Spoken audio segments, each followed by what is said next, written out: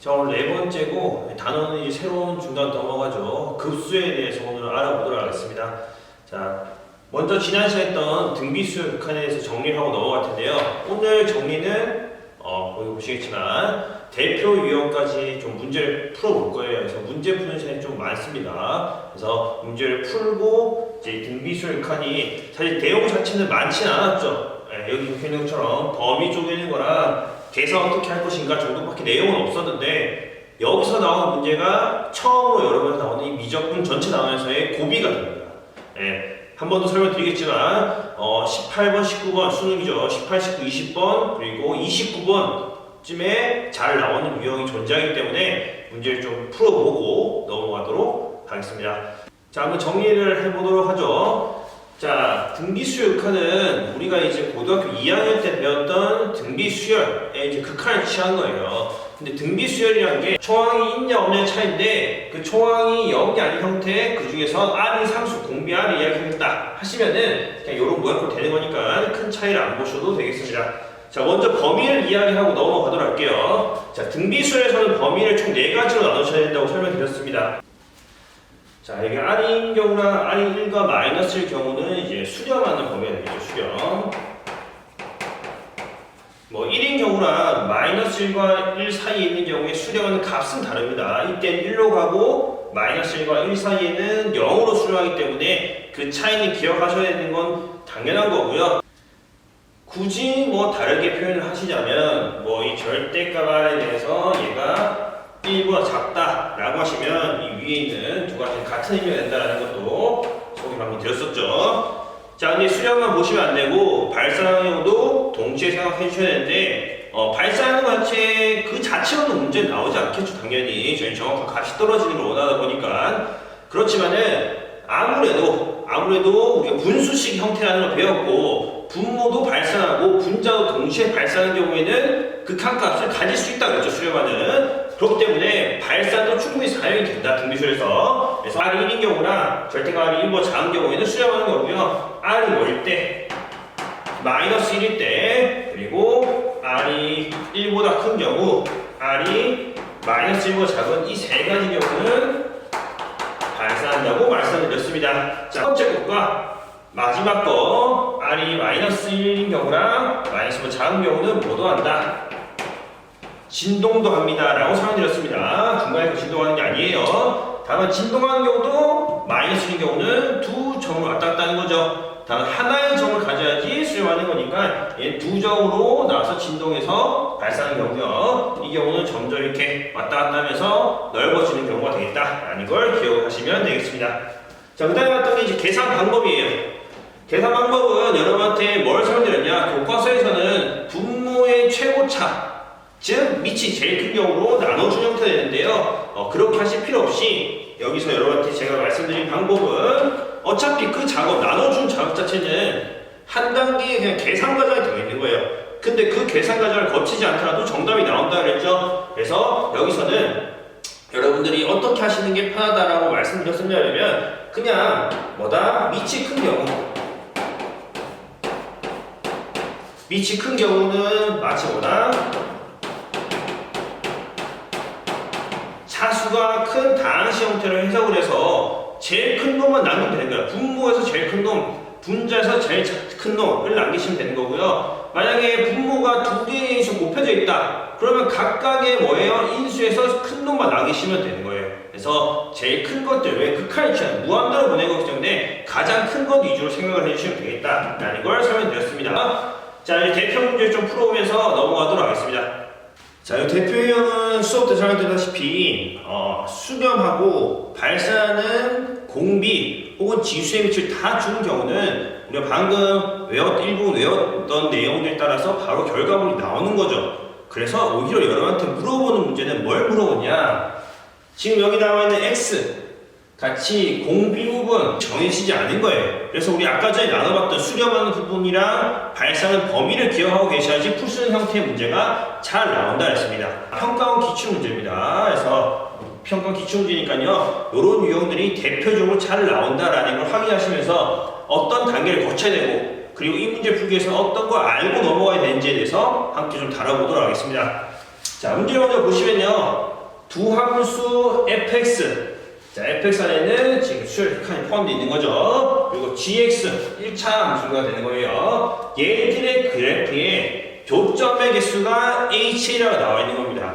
자, 이런 거 보실 때 함수 나오고 또 갑자기 교점이라고 그러면서 교점의 개수의 모양꼴 형태도 일종의 A라는 함수 형태가 나오는 경우가 여러분이 이미 2학년 때도 문제집에서 많이 보셨을 거예요. 그리고 동시에 많이 보시면서 너무 싫어하는 유형일 겁니다. 그렇지만은 이 형태는 단계별로 넘어가겠다라는 기본적인 생각을 가지시고 뭐 마지막에 있는 교점 개수 H를 무조건 찾겠다 생각이 아니라 주어진 것부터 차근차근 표현해 나가겠다 하시면은 결과물이 자연스럽게 도출되는 거예요. 갑자기 뭐 없던 갑자기 뽑아내야 되는 게 이런 게 아니기 때문에 차근차근 해석하고 넘어가시면 되겠습니다. 자, 먼저 fx 보도록 할게요. 자, fx 먼저 해석을 하는 건데 첫 번째 fx부터 해석을 할 거예요. 자, 얘는 리미트 n이 무한대로 갈 때 사실은 문제 읽으면서 대충 어떻게 풀어야겠다 느낌이 오셨을 거예요. 그게 안 되셔도 뭐 적으면서 하시면 되는 건데요. 1 플러스의 x의 2n 제곱분의 2 곱하기 x의 2n 플러스 1 제곱이 되는 거예요. 자, 그럼 차근차근 넘어갈게요. 그래서 모양꼴 보자마자 극한이야. 게다가 n을 보내는 거죠. 자, 얘들은 수열의 극한입니다라는 걸 확인할 수 있어. 다만 여기서 누가 x, 지수에서 미치는 x 부분 그리고 수열에서 공비가 되는 부분이 정해지지 않았으니까 범위를 쪼개야겠구나. 자, 그 범위 쪼개는 건 이미 앞에서 얘기했다시피 뭐다? x라는 공비가 뭐인 경우 절대값보다 큰 경우 x가 뭐인 경우 1인 경우 절대값 x가 뭐 1보다 작은 경우 x가 뭐인 경우 마이너스 1인 경우 자, 이렇게 크게 4개로 나온다고 했습니다. 좀 문제가 복잡해진 형태가 나오면은 다르게 고민하는 경우도 분명히 있을 수 있겠지만은 기본 틀은 4가지. 자, 이 4가지에 대해서 각각의 결과물을 얻으시면은 fx에 대한 분석이 끝났다는 거예요. 마찬가지로 gx 하시고 교점 찾는 hx 즉 3번의 작업을 거치셔야지 이거는 문제를 도출할 수 있겠다라는 겁니다. 그래서 여러분한테 어려운 문제라고 해봤자 기본 유형이 2개, 3개 합쳐져 있는 거다. 합쳐 있다는 건 요거 해석하고 그 다음 거 해석하고 또 해석하시면 답이 나온다는 거예요. 그래서 자, 1학년 때도 많이 설명드렸던 부분들인데 이런 거 어렵게 생각하실 필요가 없고 이제 익숙해지셔야 되는 환경이 된 거죠. 자, 같이 한번 보도록 하겠습니다. 첫 번째입니다. 절대값 x가 1보다 커. 이때는 우리가 뭐 하는 경우라고 이미 했습니다. 발산이라고 했어. 즉 분모있는 x의 2n 제곱이랑 분주인 x의 2n 플러스 1 제곱이 발산하는 거예요. 발산한다는 건 여러분한테 무슨 꼴? 무한대분의 무한대꼴을 보시라는 거고 무한대분의 무한대꼴은 뭐 보시는 거다? 최고차 계수 보는 거다. 왜 최고차 계수 보면 되냐? 자, 여기서 이미 뭐다? 차수가 같아질 수 있으니까. 어떻게? 자, 그때 주의라고 제가 적어드렸던 건데요. 등비수열극한 문제 풀 때는 우리가 마치 다음 식의 차수 높은 것처럼 풀려면은 뭘 맞춰줘야 되는 거예요? 주의하세요. 여기 지수를 뭐 하셔야 된다? 통일시켜 주셔야 된다고 말씀드렸습니다. 자, 그럼 여기 2n 제곱, 2n 플러스 2제곱 어떻게 통일하실래요? 플러스 1을 뭐 하시면 된다? 그냥 앞에 뭐로? x를 뽑아내시면 되는 거예요. 1차니까요. 자, 그래서 x 뽑아내시면은 x의 2n 제곱, x의 2n 제곱 최고차 같습니다. 해석되죠? 최고차 같습니다. 해석되면은 앞에 있는 요 1은 의미 없는 거고 분모에서 결국 x의 2n 제곱분의 2x의 x의 2n 제곱이 되는 거예요. 따라서 개수를 비교하시면은 누구? 1분의 2x 즉 얘들은 뭐로? 2x로 수렴한다는 걸 알 수 있어요. 2x로. 됐습니까? 자, 원래 절대값 x가 클 때는 발산인데 그 발산들이 모여서 전체는 수렴을 할 수 있더라 라고 넘어갈 수 있는 거죠. 자, 밑에 넣으면 x가 1일 때 x가 1이면 무조건 뭐로? 1로 수렴할 수밖에 없어. 자, 여기 1 여기 1 넣으시면은 1 더하기 1 얼마분의 2분의 2가 되죠. 그래서 얼마나? 얘들 결과물도 얼마가 됩니다. 1이 되는 걸 알 수 있어요. 자, 절대 x가 1보다 작아요. 이때는 어디서 0으로 뭐 하시는 거다?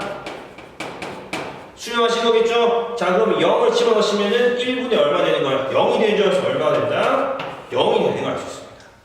자, 마지막으로 x는 마이너스예요. 자, 얘는 뭐가 된다? 풀마, 진동하죠? 진동하는 건데, 마침 이 문제에서는 얘는 진동 발산이라고 적어 놓을게요. 진동 발산인데, 마침 2n제곱이야. 짝수만 거듭제곱 하겠다는 거죠. 자, 마이너스 1 짝수만 거듭하면 뭐가 됩니까? 1이죠. 그래서 얘도 사실은 x 2n제곱 1이 되는 바람에 1이 되고요. 그러면은 분모는 2 되고, 1이고 2인데 여기 x 하나 남아있죠? 얘는 얼마였습니까? 마이너스 1 되겠죠? 그래서 2분의 마이너스 2가 돼서 결과적으로 뭐로 수렴하는 걸 할 수 있다? 마이너스 1로 수렴하는 걸 할 수 있습니다. 자, 그래서 이 작업이 방금 우리가 했던 등비수열 칸에서 대표적으로 범위를 쪼개서 수렴과 찾아내는 작업이 되겠어요. 자, 그럼 요걸 가지고 이제 그래프를 그려보시면요.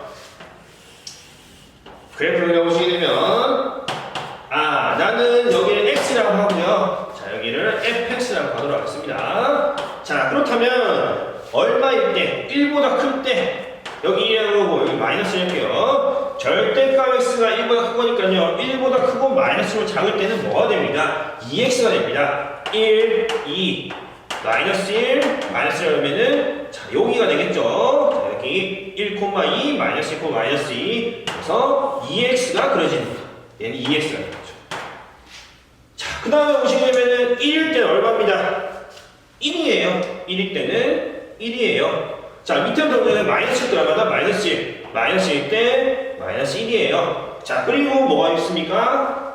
절대값 x가 1보다 작을 때, 즉 마이너스 1부터 1 사이에서는 뭐가 됩니다? 0이 되는 거예요. 마이너스 1과 1 사이에서는 0이 되는 반환 형태 되겠죠. 자, 이게 바로 뭐다? fx의 그래프. 그래서 이렇게 되는 거죠. 지금 얘와 뭐다? gx가 있는 거예요. 자, 여기서 여러분들이 이걸 또 해석을 이제 두 번째 해줘야 되는 건데요. 자, gx라고 하는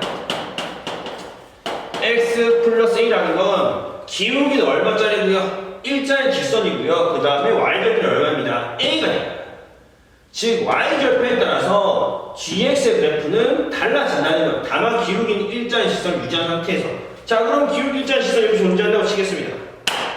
자, a가 0이었죠. 원점 시작하려면 a가 0이면은 이렇게 그려집니다. 이게 a가 얼마일 때? 0일 때. 자, 그럼 몇 개 나갑니까? 1,1, 0,0, 그리고 어디? 마이너스 1, 마이너스 3군데서 만나죠? a가 0일 때는 h 뭐가? a가 0이니까 얘는 3이 됩니다. 자, 근데 얘가 너무 좀 커졌다 쳐. 즉 0보다 크고 에서 1이라고 보시면 이렇게 그려지겠죠? 왜? 0,1 지나고 1,2 지나고 마이너스 0 지나야 되는 게 뭐다? a가 1일 때죠. A가 1일 때 생각해 보시면요. 얘는 몇 개 지난다? 안 지나. 왜? 요 파란색 부분이 마이너스일 때는 비어있죠? 즉, 안 만나. 점이 존재하지 않는다는 거고요. 뭐일 때? 0일 때 1은 없죠? 1일 때도 2. 비어있죠? 얘는 뭐다? H의 뭐가 1은 제로고. 다만, 그 사이에서는 0일 때랑 1일 때 사이에서는 어디에서? 이렇게 중간에서 만나죠, 이렇게. 몇 개에서? 한 개가 됩니다. 한 개. 자, 얘는 1이 할게요. A가 1이라고 했습니다. 자, 그러면 그 다음에 A가 1보다 커져. A가 1보다 커지면 더 위쪽에 그려지는 거는 무조건 어디에서? 1보다 큰 범위에서 하나에서 만나는 걸 알 수 있죠. 그래서 HA가 뭐가 된다? 얘도 1이 되는 걸 알 수 있습니다. 자, 그 다음에 이제 0보다 큰 쪽 왔으니까 이건 작은 쪽 볼게요. 자, A가 얼마였다? 마이너스 1이었다 치겠습니다. 그럼 H의 마이너스 1은 얼마가 되냐면 A가 마이너스 1이니까요. 자, 그림 잘 보기 힘들 수 있는데요. 자, 0, 마이너스 지나고요. 1, 1 지나고 마이너스 1,2를 지납니다. 즉, 요런 직선입니다. 자, 얘도 만나는 게 있다 없다? 여기 비어있죠? 여기 없죠? 여기 비어있죠? 그래서 얘는 있다 없다? 0입니다. 그 사이에서 HA는 역시 무조건 뭐가 된다? 요 사이에서는 하나를 만나죠. 여기 한 개 될 거예요. 자, 그럼 마이너스는 작은 쪽에서도 뭐가 된다? 한 개 만나죠? 그래서 여기도 HA가 뭐가 된다? 1이 됩니다. 라고 볼 수 있습니다.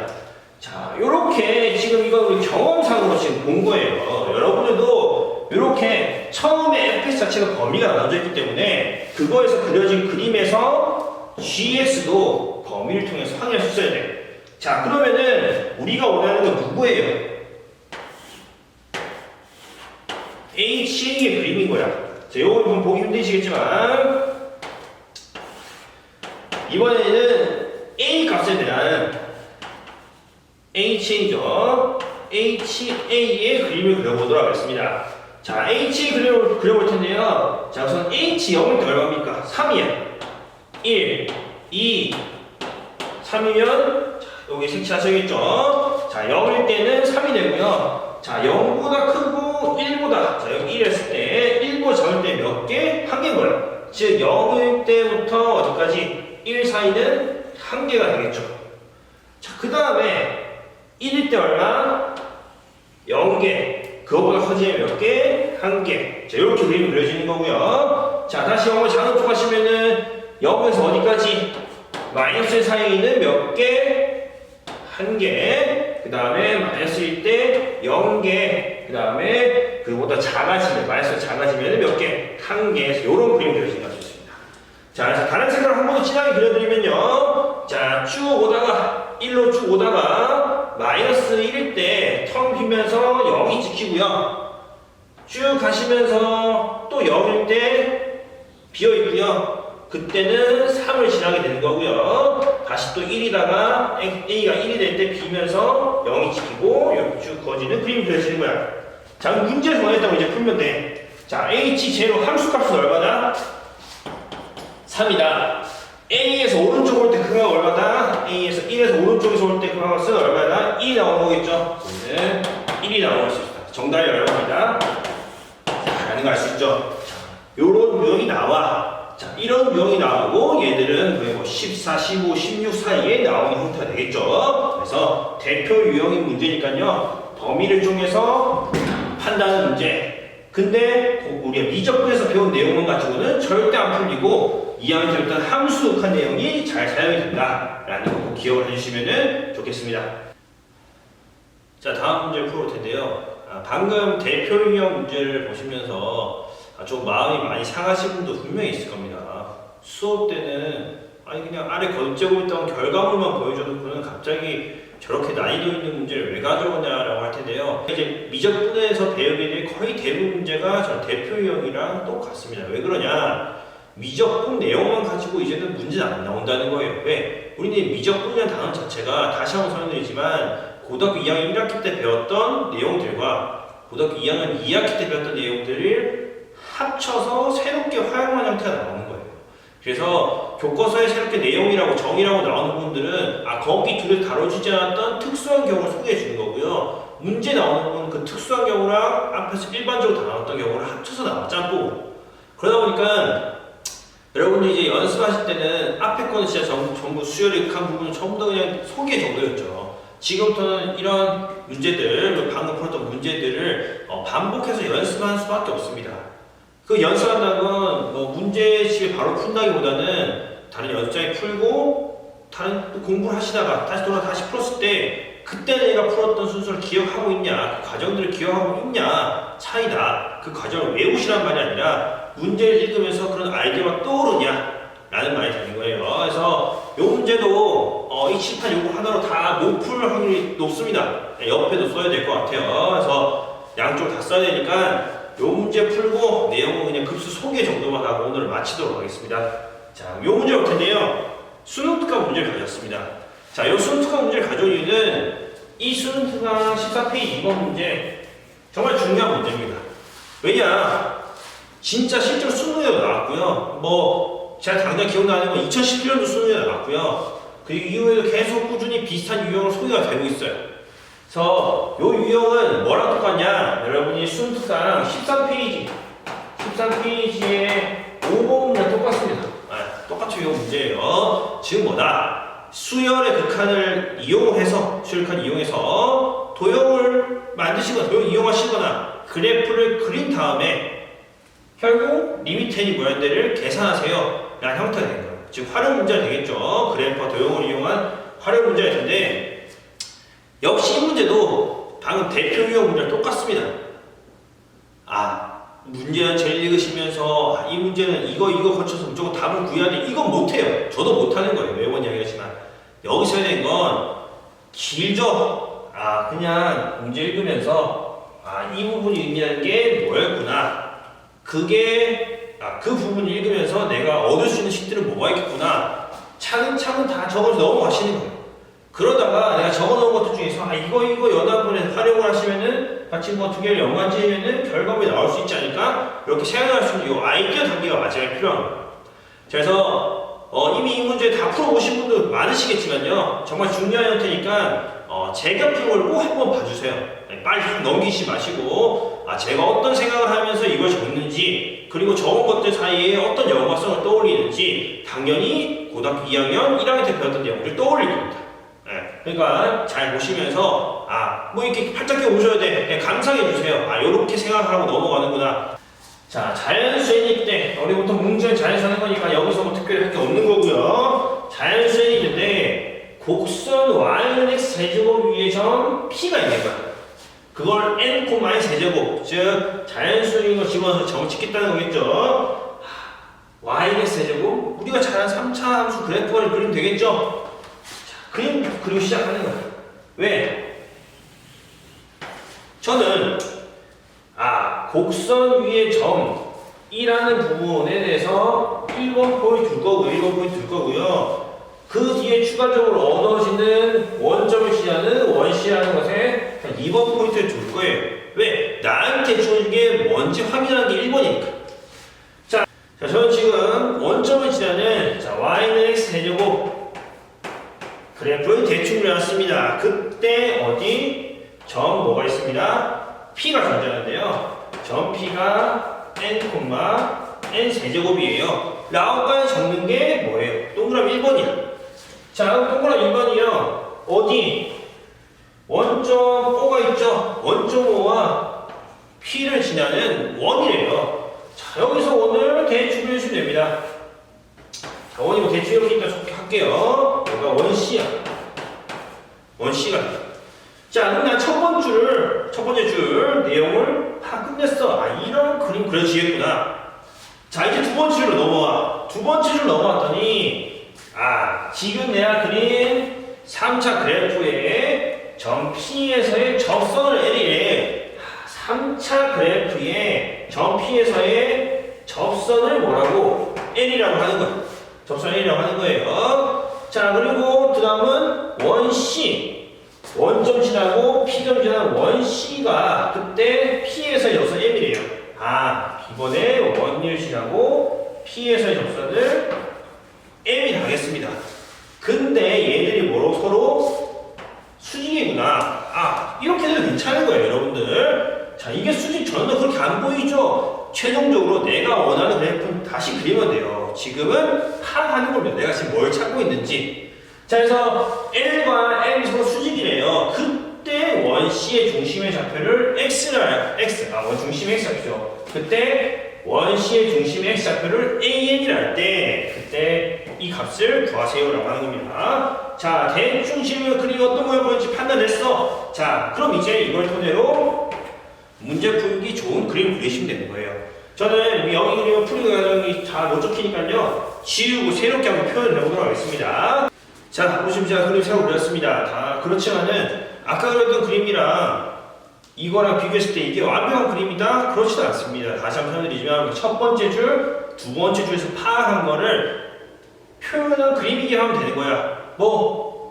3차 yx 세제곱 위 한 점 p 여기서 n, n 세제곱이죠.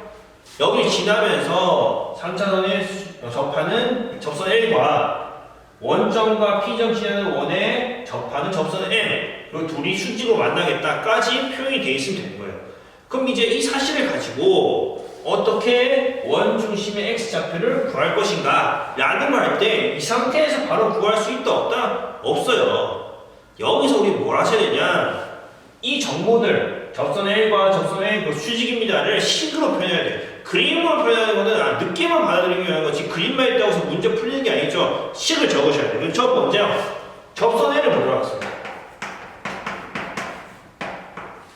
자, 접선 L이라는 건 y 세제곱을 접하는 거죠. 자, 그럼 우리는 y 프라임이 얼마 되는 거? 3x의 제곱임을 알 수 있죠. 자, 그럼 얘 기사가 뭐? 접점 x좌표를 집어넣은 게 기울기 되는 거니까 접선 A라는 건 y-의 뭐? n 세제곱은 접선 아저씨가 알고 계시죠? 3n 제곱에 x-n이더라. 정리하시면 y는 3n 제곱에 x에다가 마이너스 3n 세제곱에 n 세제곱 더하는 거니까 마이너스 2n 세제곱이 됩니다. 라는 걸 알 수 있어. 자, 이게 접선의 n이. 자, 그럼 이제 접선 m을 구하셔야 되는데요. 자, 접선 m, 즉 원에 접하는 접선을 알기 위해서는 뭐가 주어지던가?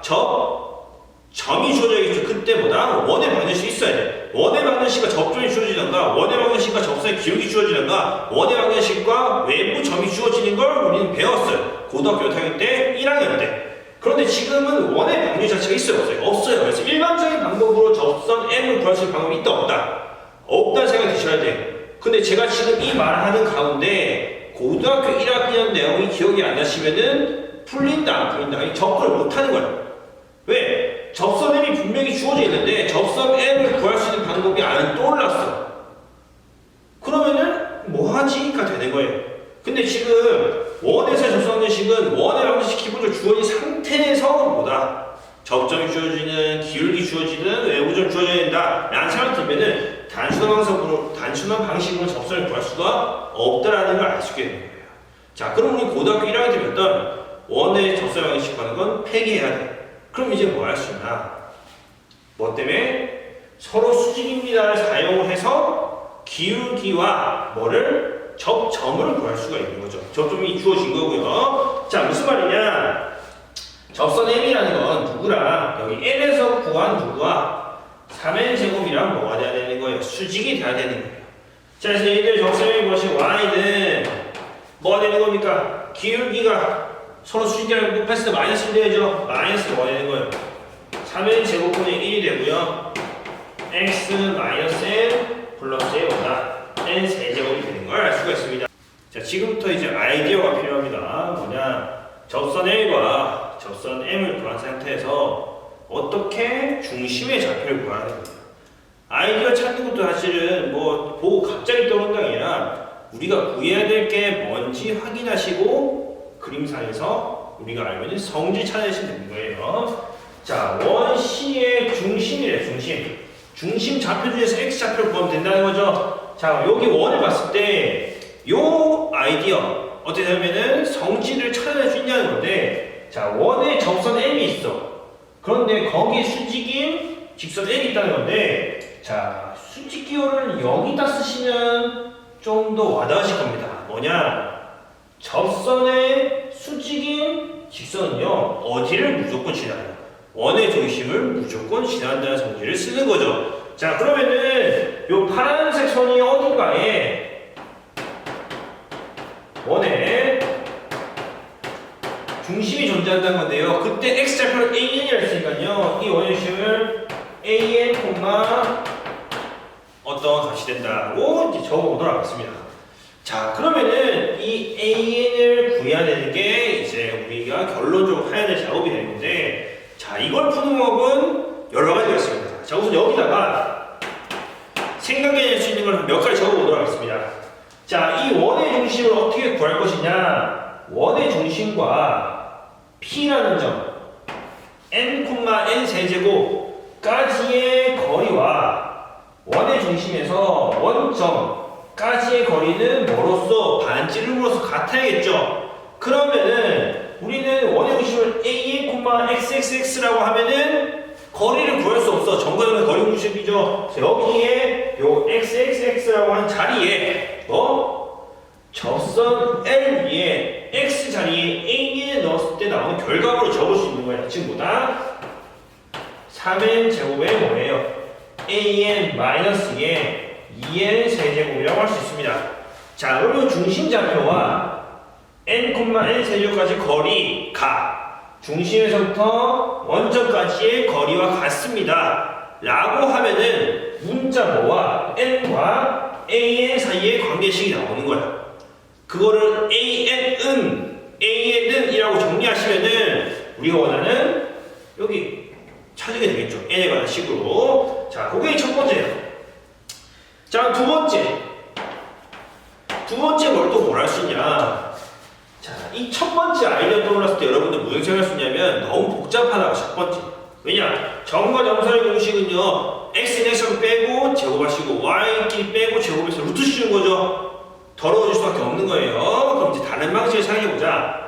자, 두 번째 사용해 줄 수 있는 거 뭐냐면, 자, 원위에 몇 개의 점을 준 겁니까? 원위의 점 P와 원위의 점 O 두 개를 준 거야. 자, 근데 원위의 점 두 개만 있다고 해서 원의 방정식 구할 수 있어요? 없어요? 없어요. 원위의 점 두 개 가지고 원의 방정식 구할 수 있는 경우는 그 두 점이 무슨 관계있을 때? 지름의 양끝일 때. 고등학교 때 배웠죠? 지름의 양끝이 두 점이 주어지면은 뭘 구할 수 있다? 원의 방정식을 구할 수 있는 거야. 되었습니까? 왜냐? 반지름도 다 결정이 되는 거니까요. 지금은 지름의 양끝이 두 점이기 때문에 두 점만 가지고 원의 방정식을 만들 수 없어요. 그러면 이 두 점을 이용할 수 있는 다른 아이디어를 떠올려야겠죠. 왜? 원의 중심을 구하라 했고 나한테 준 게 원위의 점 두 개니까 원과 관련된 조건 본 거예요. 자, 이 두 점을 가지고 할 수 있는 게 뭐냐면 중심이 있고요. 원위 두 점 있으면 원위의 두 점을 이은 선과 원의 중심 사이 어떤 관계겠다? 항상 수직 이등분을 시킬 수 있는 거예요. 자, 그럼 여기 쓸 수 있는 거, 두 번 여기 쓸 수 있는 건, 자, 0,0, n, 세제곱이니까 중점으로 지나는 거 하니까 요 빨간색 직선을 정확히 구할 수 있어요? 없어요? 있죠? 그 직선과 무슨 n과 n 뭘 구하시면 된다? 교점을 구하시면 되는 거야. 아니면은 여기 임의의 점 an, 3n 제곱 an 마이너스 2n 세제곱 이 점과 중점 사이의 기울기와 OP 사이의 기울기고 C-1입니다. 그래서 총 3개를 찾는 거예요. 3개 찾는 거예요. 자, 여러분들이 수능특강 풀을 보시면요, 두 번째로 이해하는 거 되어 있습니다. 뭐 OP의 중점 지나고 수직인 빨간색 직선 기구하셔가지고요, 접선 N과의 교점을 구하는 게 동그라미 2번이에요. 저는 3번 풀이로 해보도록 하겠습니다. 3번 풀이가 뭐였냐? 뭐와 임의의 제가 중심을 잡았죠? 임의의 중심 점과 중점 사이의 기울기와 OP 기울기 각각 구해서 기울기 값이 얼마입니다? -1입니다를 사용을 해보도록 하겠습니다. 자, 방금 소개드렸던 세 가지 아이디어는요, 우리가 고등학교 1학년, 2학년을 다니시면서 뭐 해왔던 수업 과정에 다 포함되어 있는 내용이죠. 즉, 여러분이 이제 3학년 되셔서부터 수능을 대비하셔서 푸셔야 될 문제들은 다 저런 식이에요. 새롭게 배우는 지식에 앞서 배웠던 거를 끄집어낼 수 있느냐, 도형이나 그래프에서 그런 형태가 잘 나오니까요, 한번 보시고요. 우리가 풀자고 했던 세 번째 방식이 뭐였냐면요, 임의의 중심을 잡았죠. 뭐 접선 L 위에 이거예요. 접선 L 위에 있는 임의의 중심과 어깨에 중점 사이 기울기가 있겠죠. 자, 근데 원위의 두 점 연결한 선이랑 중심에서 수선을 내리면 이등분 한다는 걸 알 수 있을까요? 얘 곱하기 OP 기울기 하시게 -1입니다를 쓸 겁니다. 자, 그러면 임의로 넣었던 AN은 이라고 정리가 끝나는 걸 알 수가 있는 거예요. 자, 그럼 다시 보시면요, 자, 우리는 그림상에서 한다시피, 자, O라는 점이 0,1이고요 P라는 점이 n, 세제곱이니까요, 얘의 중점이라는 건 2분의 2분의 n 세제곱이 된다는 걸 알 수가 있습니다. 자, 그러면 이제 OP의 기울기 구할 수 있는데요. 임의의 중심, 자, 접선 L에 있는 임의의 중심과 여기 중점 사이의 기울기 구할 수 있는데요. 아까 우리가 AN, 3n 제곱의 AN이었죠. AN-2의 2n 세제곱이라고 구해줬습니다. 얘들 사이의 기울기 구하는 거예요. 즉 x가 변하는 분에 y가 변하면 되겠죠. 그래서 an-의 2분의 1이 되고요. 분모고요. 자, 그 다음에 y좌표 기울기니까요. 변화량이니까 3n 제곱 an-의 2n 세제곱 마이너스 2분의 n 세제곱이 되겠습니다. 자, 얘 곱하기에 자, OP의 기울기예요. OP 구해놨죠? 자, 여기 기울기 x가 변화량 n 마이너스 제로분의 n 세제곱 마이너스 제로 한 게 얼마입니다? 마이너스 1이다라는 걸 확인할 수가 있겠습니다. 뭐다? 얘 지금 n 제곱이죠? n 제곱을 여기다가 곱해요. 여기 곱하는 거예요. 그리고 얘는 뭐다? 넘겨주시면 되는 거예요. 자, 그래서 둘을 비교하시면 되겠죠. 곱하기 전에 여기도 한번 정리할 수 있죠. 뭐가 됩니까? 마이너스 2분의 5다 5n 세제곱이 되겠습니다. 자, 정리하시면은 3n에 뭐가 되는 겁니까? 4제곱에 an에 마이너스 2분의 5의 n에 5제곱이 되는 거고요. 다 넘겨주시면은 얘들은 an 마이너스의 2분의 n에 마이너스 곱한 거니까 마이너스 an 플러스의 2분의 1이 되는 걸 알 수가 있습니다. 자, 그러면 뭐예요? 우리가 원하는 건 an은 이라고 정리해야지 결과적으로 구해야 되는 리미트 n이 무한대로 할 때 n분의 an을 집어넣는 거니까요. 정리하면 an 부분, 없는 부분 묶으시면 되겠죠. 3n의 4제곱에다가 플러스 1의 a 되겠죠. 얘들은 넘겨주시면 2분의 5n의 5제곱 더하기 2분의 a 되는 걸 알 수 있습니다. 끝났죠? 우리가 원하는 건 뭐다? an이니까요.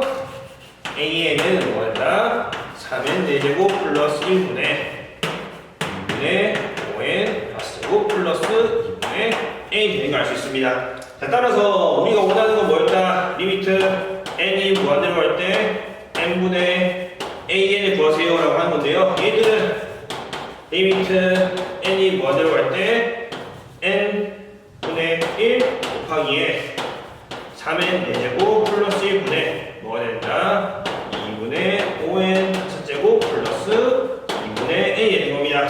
자, 분모 곱하시면은 자, 결론 쓰시면은 뭐가 되는 거예요? 3n 5제곱 플러스 뭐가 돼? n이 됩니다. 자, 복잡해 보이시면 의미 없는 거보다 리미트 n을 무한대로 구할 거니까 얘들은 n의 어려워 무한대면 무한대 꼴이죠. 가장 참 높은 거 배우 의미 없죠. 3n 5제곱분의 2분의 5n 5제곱이니까 최고차 개수 비교하시면 정답이 얼마입니다. 2분의 5가 나옵니다라는 걸 확인할 수 있습니다.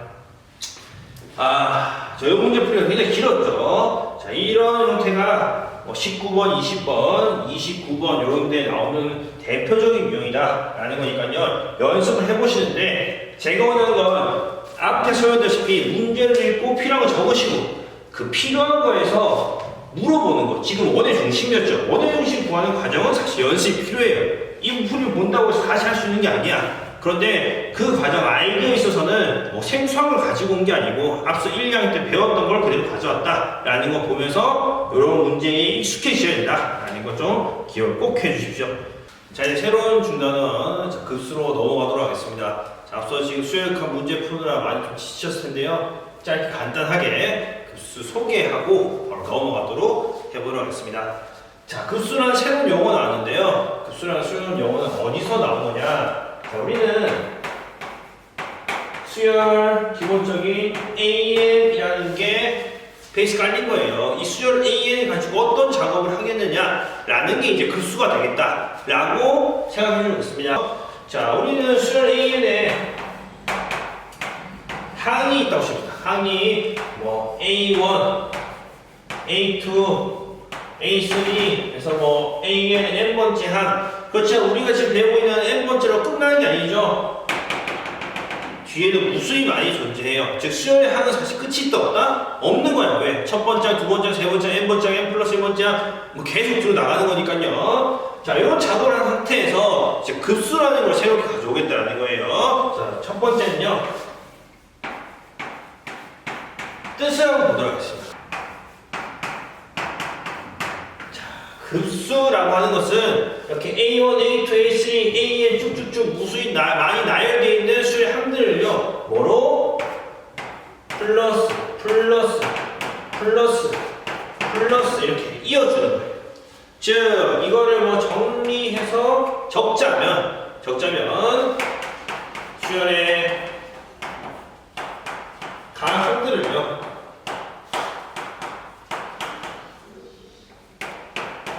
플러스 기호로 연결하죠.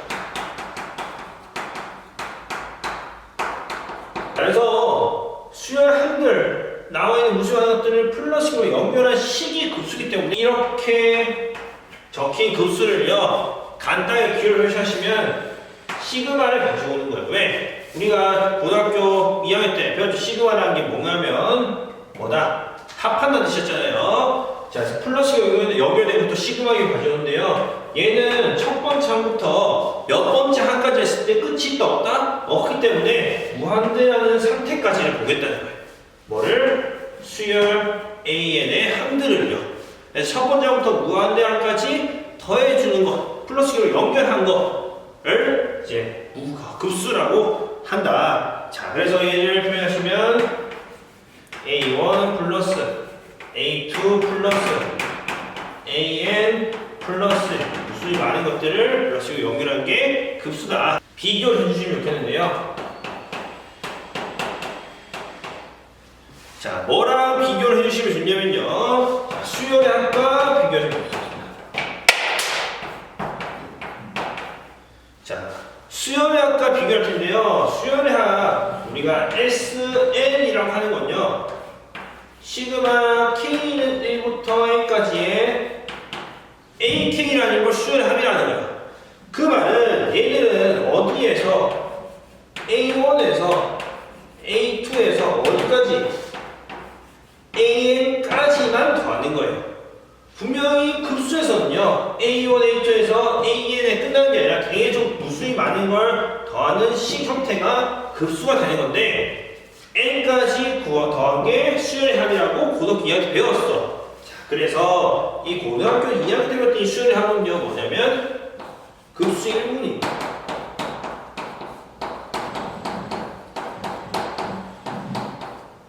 자, 그래서 급수의 1분이라고 해서 실제로 얘를 뭐라고 부르냐면 제가 들어갈게요. 부분합이라고 부릅니다. 자, 수열의 합은 부분합이다. 뭐의? 급수의 부분합이다. 라는 걸로 알고 계시면 되겠습니다. 자, 그럼 이제 두 번째. 급수의 수렴과 발산을 보도록 하겠습니다.